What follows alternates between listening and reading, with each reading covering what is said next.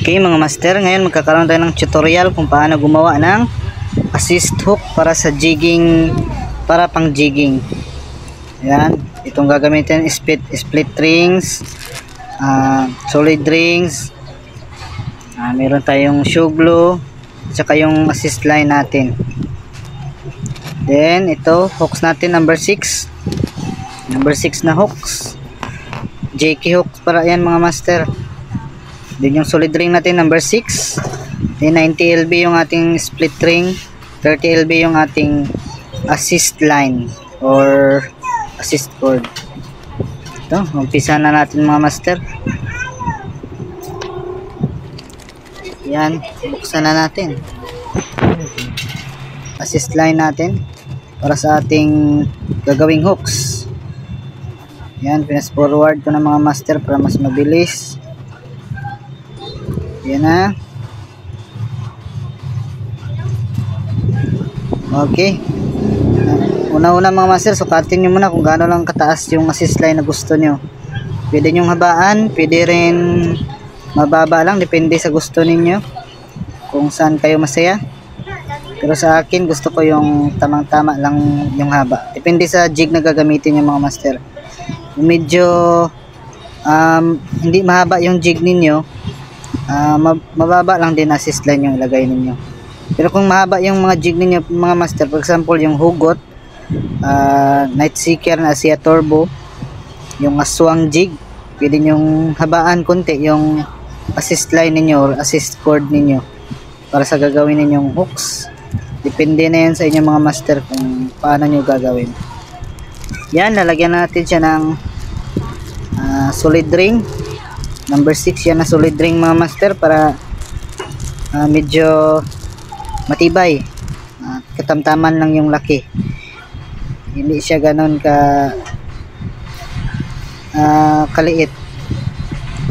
Yan, ituhog nyo yan dyan mga master. Yan ang pinaka-importante mga master pag nagawa kayo ng assist hook. Yan, kasali na yan siya sa assist line na binili ko, JK pala ang mga brand niyan mga master. Yan, ituhog nyo siya dyan. Tuhog lang natin, dapat nasa gitna talaga. Tapos ilagay nyo yung solid ring. Yan, tapos iipit nyo dyan sa taas, then sungkitin ninyo mamaya. Pag naipit na siya, sungkitin nyo, then hilain para pumasok siya sa loob. Dandahan ng mga master para hindi siya matanggal. Yun, lumabas na. Yan, okay na siya mga master. Matibay na yan mga master. Kahit kagatan kayo ng mamaw niyan, hindi yan matanggal. Then yung hooks natin na JK pala yung ginagamit ko na mga hooks mga master. Number 6 yan siya, number 6 na hooks. Hindi ako gumagamit ng maliliit kasi malalaking jig yung ginagamit ko. Yan na, ituhog mo dyan sa unahan, sukatin mo lang kung gaano kataas yung gusto mo. Ituhog mo siya dyan sa gitna. Depende na yan sa diskarte ninyo mga master kung gaano kataas lang yung gusto ninyo. Tapos yan na. Okay na siya. Ang gagawin nyo, tatalian na natin sa may hooks ni banda para hindi siya matanggal. Ayan na.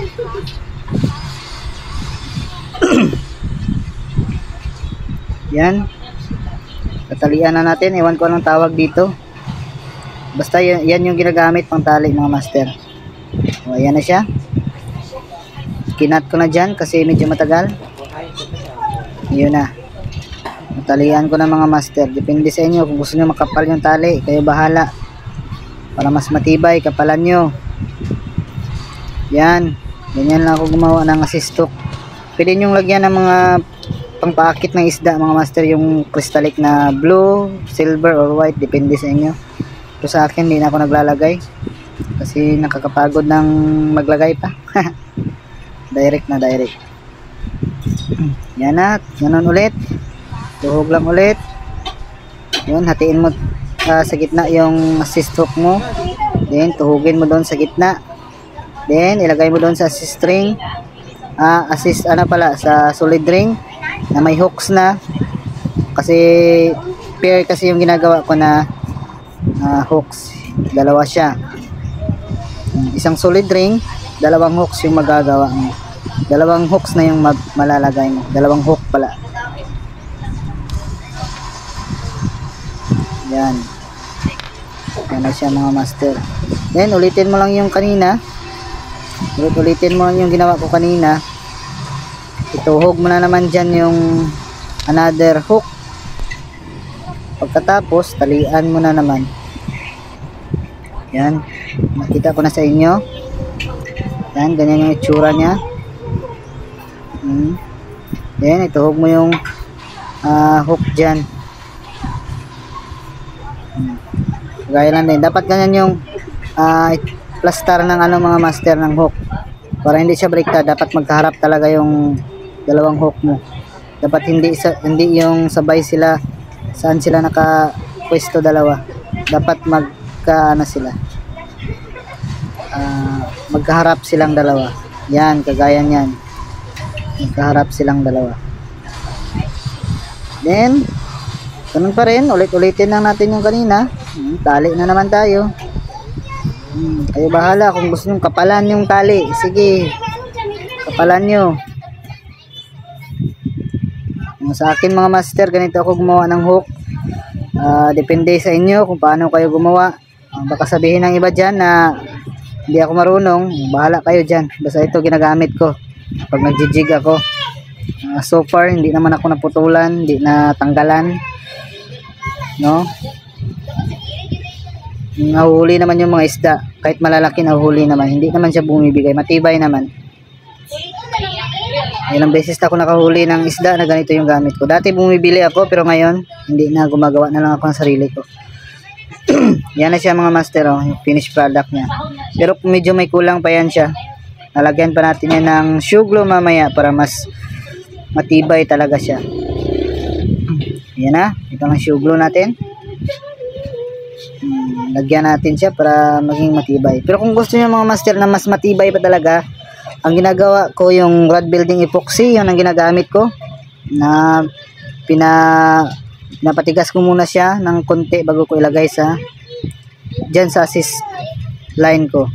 Dyan sa may tinalian ko sa assist line. Para mas matibay talaga siya, no? Mas hindi siya madaling matanggal, maputol, at makagat ng isda. At least matibay siya.